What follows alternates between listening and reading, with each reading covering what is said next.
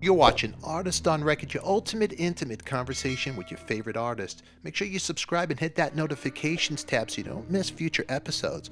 Well, after 51 years, the original Alice Cooper band is back with a JAH-SEE, talented cap. Anybody listening, great player, looks like he could be in the early Alice Cooper band. How did this cat come to you guys? That's what I want to know. It early on in us talking about doing the album, then of course we started talking about what guitar player we wanted, and I had my choice and Neil had his choice and Michael had his choice and like that. And then it turned into Alice saying, "Oh, let's get Slash for this and let's get, Joe Bonamassa for that and all." And we're going, you know what? It's going to turn into another Alice album where it's just you know, a parade of guitar players. So Bob Ezrin said, "Okay, I'm going to settle it. I've got this guy," and uh, and so Neil and I went down to Nashville and actually went in the studio. Alice was there and Shep was there, and we laid down a couple of tracks with JAH-SEE. And I thought, oh my God, he's really good, but I'm not so sure that he's the right guy to replace Glenn because of the guitar style. So, and Neil kind of felt the same. We really liked him. He's the most polite, gentlemanly, Southern gentleman guy, even though he's, I can't remember what country he's from originally, but anyway, so Neil and I went down to his show in Nashville. He's got a great band. And the show started out with JAH-SEE sitting, just dressed like normal, and sitting on a stool by himself. Well, the drummer was in the dark, just keeping a bass drum beat. But JAH-SEE did Delta blues, the real authentic sounding stuff, him singing and playing guitar. And then he had various guitars. He had a dobro for a couple songs and even a cigar box guitar. So it was really authentic sounding and great. He's really good. And then after that, then he goes in the back room. Next thing you know, he comes out and it looks like an outfit that David Bowie would wear and total command of the audience. The band looks and sounds great. Their music sounds a lot like glam. I mean, early Bowie and a lot of T-Rex mixed in there. But it's like Neil and I are like, all right, I get it now. Bob is right. Picture of you with Alice Cooper. I'm like, oh wow, look at that. I got one of his bands opening up for Cooper. And the cat's out of the bag. And I had Dennis Dunaway on yesterday. And, really? Yeah. Yesterday. Yeah. Man, we have the same birthday. God. Amazing bass player. I remember the first session we did, in the room we're set up, and I was set up directly across from Dennis, and Neil was over here. And I just remember there were a few moments where, we were, jamming on the song and stuff, and there was one part where Dennis was like punching something. And like the lines he was coming up with and the way he was playing, it was just so cool to be in the studio watching Dennis Dunaway like record bass right in front of me. And we were playing together, obviously, but totally. It was this really surreal moment of just being like, wow. Bob recommended you. So my question is, how did you connect with Bob? That all goes to Mike Grimes. Grimey's Music in Nashville. It's the best. Yeah, Grimey's is the best record store in Nashville. And Grimey, named Mike Grimes, he's the owner of it. And he is probably the single most tuned in person in Nashville to the whole scene. I mean, Grimey goes, he runs the Basement East, which is one of the best venues we have in town. He obviously Grimey's. He's been here for years, and he's like, he goes I see Grimey. If I go to a show, it's like Grimey will be there. So he sees every band that plays. He sees every new artist that comes through, and he's just such a scene maker, and he's so important to this town. I always sing his praises because he's like, he is like the heart of the Nashville that I, love. And the reason I moved here is like people like Grimey.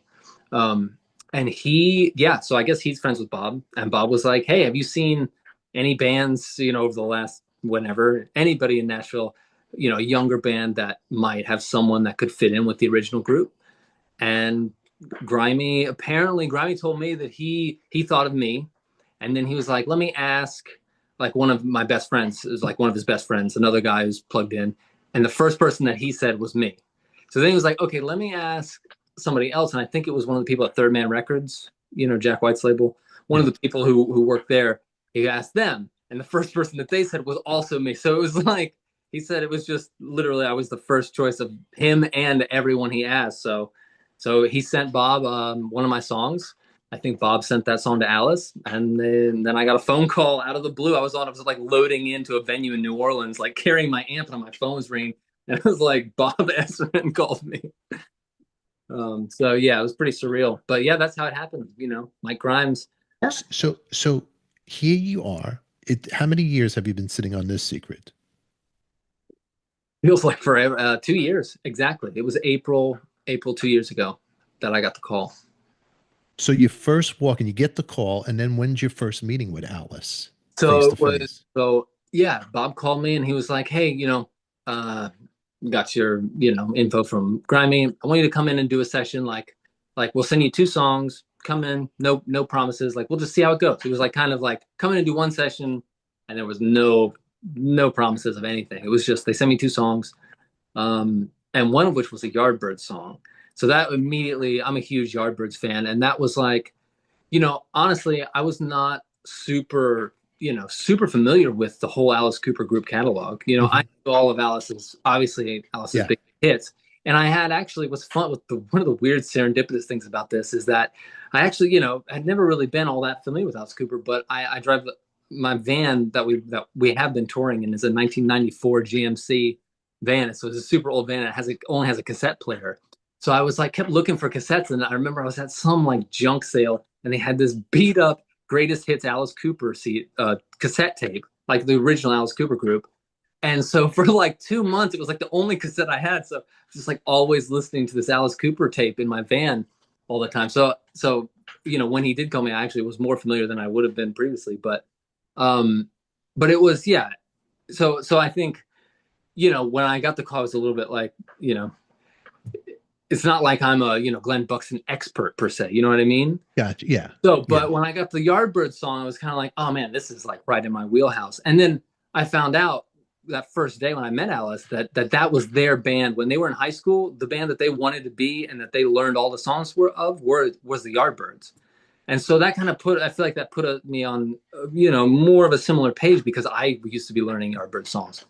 And so that was, you know, I was excited about that. And more also, of an organic way of not imitating the band, but being influenced by their influences. Exactly. So that was, yeah. And that, I feel like that put me on, you know, I was excited about that. And also, you know, it was a great Yardbirds tune with some amazing Jeff Beck work on it. And so, yeah, I learned those 2 songs. And yeah, it wasn't too long after that, they had a session here in Nashville. And went in and met him, and you know, I met Alice, and we had some time while they were setting up, so I just kind of sat on the couch and talked to Alice for like an hour, just, you know, talking about you know, their kind of history and their influences, like the Yardbirds, and also talking about, like, you know, I know he was friends with Groucho Marx, and I'm a huge, you know, part of my childhood growing up, you know, listening to these old blues records, I was also watching like Marx Brothers movies and Charlie Chaplin movies and Buster Keaton. So I was like a huge Marx Brothers fan. And so I was like, I've never come close to meeting someone who knew Groucho Marx. Are you kidding? So getting to talk to Alice about that, and, you know, not to mention Salvador Dali and like, I know, you know, his life, and it's insane. And 2, you know, leading up to that, I also was watching documentaries about Alice Cooper and learning. There was so much stuff. I just, you know, I knew Alice Cooper, and I liked, you know, 18, and I liked these Schools Out. I mean, those are great songs, but I never really, you know, there was this one band I never got into the whole mythology of it. And so, you know, and realizing that they,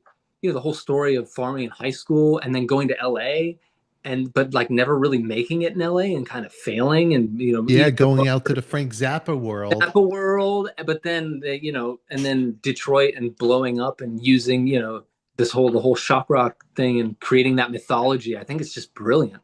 So Dennis was telling me when they were in LA, that's when the Manson murders happened. It's like got real dark LA around that time. Just picture that whole scene. It's crazy. Crazy. Yeah. So I mean, my approach, since because of the way Bob put it, and because, I knew I understood what I was doing, what I was walking into, my whole approach, I was just like, I'm going to play music with some guys, just like I would play with anybody else. And my goal was, let's make something cool. Like, let's make some good rock and roll music.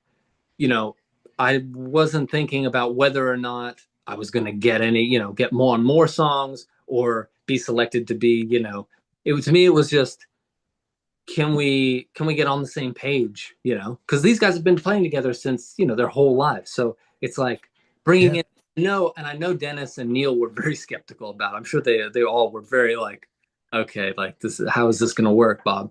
So did they give you a little, when you entered the room, did they give you a little look like? They were all nice. Okay. But it was definitely, I mean, all the vibes when I got there were great. And, we set up all around each other and we just started playing, So after you set up, what did you jam on, a cover song, or what was the first we tune? did the Yardbirds tune. We did that Yardbirds tune. And that, I think that was perfect too, because it just, it was all of us playing one of our influence, playing a song that we would like, a song that I would love to cover and a song that they would love to cover. And so it was like, somehow it just, we were all on the same page, and we were, and we're all speaking the same language, because I play rock and roll music and I've grown up playing it and writing it, and that's my world and that's their world. So really we were just musicians that speak the same language playing together. And that's, quickly what it became. And we did the song, and we did the other song, and then they called and sent me 14 songs the next day, the whole rest of the record. Right. This guy can not only the looks, but the playing ability. So that was a go. When we actually were in the studio here in Connecticut to record the brunt of the album, this was before we had decided to use JAH-SEE. So a lot of that was, it was Michael, Neil, Alice, Bob Ezrin, and I,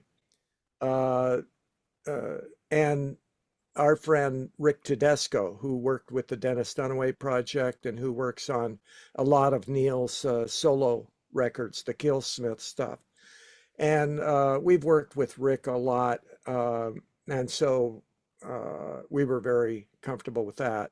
And also he's a really fast learner, and also he doesn't come in trying too hard, which that's my experience working with different guitar players over the years.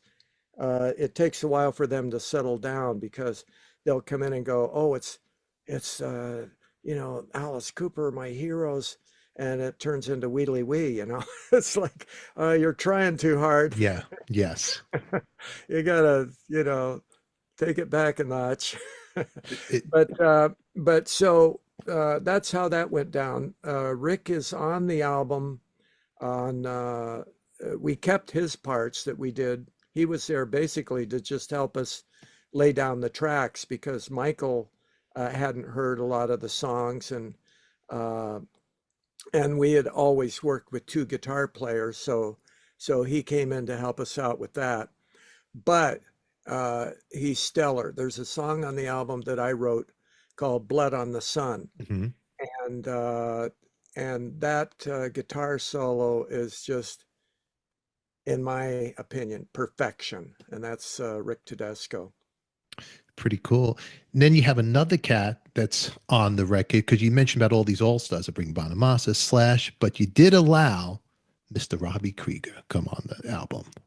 So this song, Black Mamba, I'm talking about all the songs that Neil and I submitted, and Michael. But when we were in the studio, Neil said, hey, Michael, you got this jam that we jammed on at your house that's really cool. Let's play that, and that turned into Black Mamba. Are you on that track too with Krieger? Yeah. Okay, cool.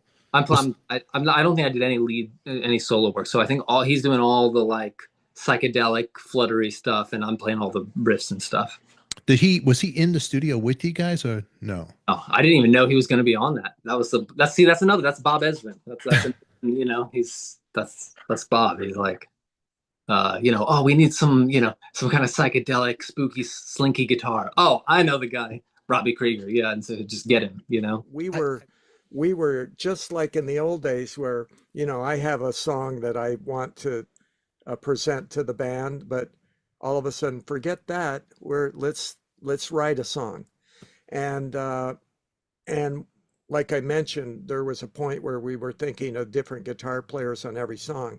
Well, that song immediately, Robbie Krieger's perfect for this with the slinky snake kind of stuff. Are you kidding? Listen to any Doors album and you'll hear that. But that one stuck big time because we've worked with Robbie. He's played on Blue Coupe albums. Mm-hmm.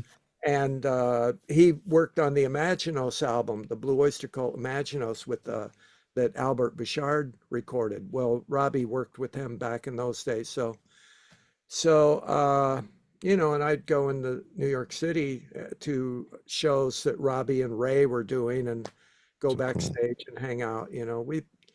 We became friends way back. The Doors and Alice Cooper played at the Cheetah Club, and it was an all-day Lenny Bruce kind of a benefit thing.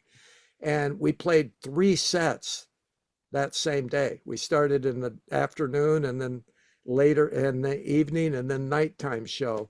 And so backstage hanging out with the Doors, we became friends, and they'd come over to our house or we'd go out to some Mexican bar and drink and stuff like that. Mr. Dennis Dunaway. We're going to bring more of Dennis coming your way. Make sure you hit the notifications tab and subscribe so you don't miss those upcoming episodes. You can catch this episode unedited in our members only club or in Patreon. In the meantime, make sure you pre-order The Revenge of Alice Cooper. Links are in the description down below. Click right above your screen right here. Now click on your screen for our next episode. Until then, who loves you, baby? We do. Thanks for watching. And post your comments down below. We always love to hear from you.